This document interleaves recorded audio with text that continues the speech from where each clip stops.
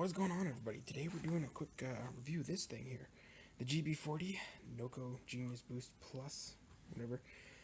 It comes in this nice little bag, or you get this nice little bag with it to put all your stuff in, to put the battery, leads, or clamps, or whatever you want to call it, the little cigarette lighter, and charging cable in, which is pretty sweet. This is a pretty great unit. I picked it up for $135 Canadian. It's on sale. Because my buddy CJ7, my Jeep, decided to die in a Canadian Tire parking lot, and my dumbass was like, "The battery's fucked. Might as well try to boost it." Instead of spending the same amount of money on a battery, I just bought this, and then I bought a battery. So that's pretty that's logic, stonks.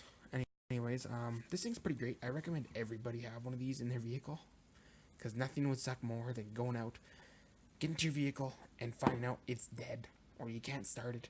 At least this gives you a fighting chance. This thing will boost up to a 6-liter engine and a 3-liter diesel engine. The bigger version of this, it costs about $350 Canadian, I think, or 400. Will do up to a 6-liter diesel and an 8-liter plus gasoline engine, and it's just insane how much amperage this thing will put out. Like, this thing's 1,000 amps, the other one will do 4,000. It's pretty sweet. So, anyways, let's get into the unit, and I'll kind of explain how it works. So, this is it. Nice little box. You have a USB in, which is your charging port, standard micro USB, USB out, standard USB, I think it's B or whatever, but it's a standard USB, so you can also throw in a charging cable for your phone, in case you get stranded, and you're stuck in a back road, or you do 4x4 or whatever. Lets you charge your phone, so you can watch awesome cat videos while you wait for your rescue. This side here is your 12 volts out. It is indexed, as you can see. One is square, one is round, so you cannot put this thing in backwards. I believe it looks like the round is your ground and the square is your positive. But don't quote me on that. Pretty simple operation. Press the power button. Lights turn on, tell you the charge in it. When this thing is charging, you will notice it'll be blinking, and that means it's anywhere from say the 25% is blinking. It's anywhere from 0 to 25%, and it's charging. Once that light is solid, it will be 25% charged, and vice versa. That light will go solid, and that one will blink, and that one will go solid, and that one will blink, and so on and so forth. This one here is your warning. It will tell you if you have your leads pushed backwards and that you cannot boost that way. It'll illuminate red. If your leads are incorrect and it's red, it means your internal temperature of your battery is too hot, and it will say, "Hey, cool your shit, calm down, let me cool before you blow up the battery in your face." This right here is your override. You hold this for 3 seconds. That turns off your safety features, so you can have them on backwards, I believe. You can try to do it when it's hot, but most importantly, this thing will not read a battery that is 2 volts. Also, that's your power one. This one will not read a battery that is lower than 2 volts, which means if you're trying to start something and it's 2 volts because it's super dead and you still want to try anyways, push that override for 3 seconds, you can try. As I said though, power LED, that one will illuminate white when it says, yeah, you can boost it. There's a battery there, it's on correctly, and then you'll boost it. It's a pretty simple operation. You just plug this bad boy in, which I'll do right now. So the unit kind of all looks like this. By the way, the bench is really dirty. But yeah, it's all together. It's just this. It's this little short thing. Also, do not have this on with these leads connected, because unless they're connected to the battery, just to avoid shorting out that thing or shocking yourself or whatnot. So I've disconnected this so I can show you how everything works on here. The other feature. It's got a nice little weather cap. If I can put it on one-handed. Fuck it.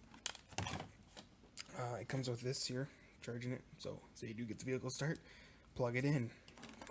That way you have a nice battery. It'll say it will do up to 20 consecutive starts on this thing. Another thing to note is if you are in fact trying to start a vehicle and it will not start, they say most vehicles will start instantaneous, but on the odd occasion that it's super dead or doesn't want to start, you have to put a little charge in it. You let it sit for about 15-30 seconds, and then you try starting it. And only do like 5 consecutive starts in 15 minutes of waiting even. And then allow this thing to rest for a little bit to cool down. Didn't really specify how long, but that's the thing to look out for. Another thing with this thing, it's got a nice LED. This thing is bright. I'll show you just how bright it is. So I'll show you how bright it is. Yeah, you can see a lot. Turns the battery light on. This thing is bright, but you can see pretty much everything. It's got different features too. So it's got 50% power, 10% power, so you're not killing the battery. And then it's got off if you let it sit for long enough, but you just have to click the modes. It's got SOS. It's got faster strobe. It's got that one, and that's it. So this thing's pretty sweet, to be honest. You know, the strobe can be used in an emergency situation. Maybe you can't get your vehicle started, or you're stuck on the side of the road. You put the strobe on. Maybe you're stuck. I don't know. Kind of alerts people at night. Hey, there's a car over here. Hey, there's this person over here. It's definitely great if you off-roading. Batteries dies. Obviously, you should be in pairs of two, but you know, if you can't get the vehicle to jumpstart, hey, this thing's good. It's just all around great thing. Another thing to note is the temperature.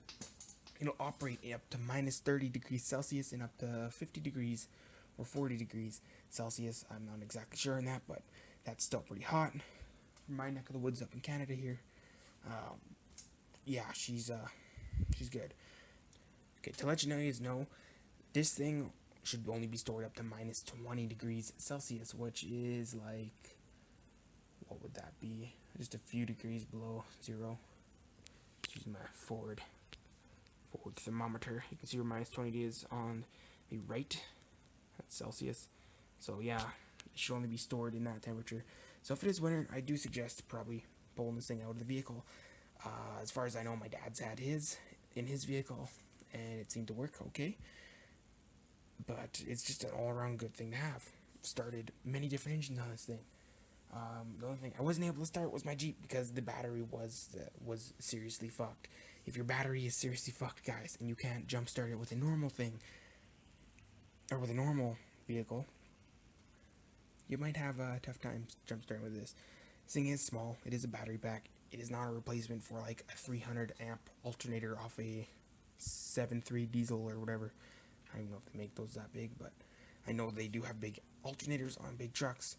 If you're trying to jumpstart something with like a bigger vehicle, definitely always gonna work. Make sure you got thicker cables, good cables. This thing, as you can see, the cables aren't that big. She's not gonna carry so much amperage through her. It'll claim it has 1,000 amps of power, or 7,000 joules, or whatever. But this thing is serious. It's no joke. And for the price, it's honestly a great thing to keep in your vehicle, along with like maybe a little toolkit or something to fix stuff. Because I've been stranded before, and let me tell you guys, that sucks. So if you guys enjoyed this video, maybe you want to know some more information on it, let me know in the comment section. I'll do my best to find it and let you know. If you did enjoy this video, please hit that thumbs up button. Tell all your friends about it. Subscribe, helps out the channel, you know. Did I already mention hit that like button? Yes, I did. So hit that like button because that tells YouTube that I'm a okay kind of guy, and they like to share that shit. By the way, thanks to the new subscriber. Not sure who you are, but you're cool, buddy. All of you guys are cool. If you subscribe, you know what that means. It means you get laid, because you're subscribed to my channel. So women like that shit.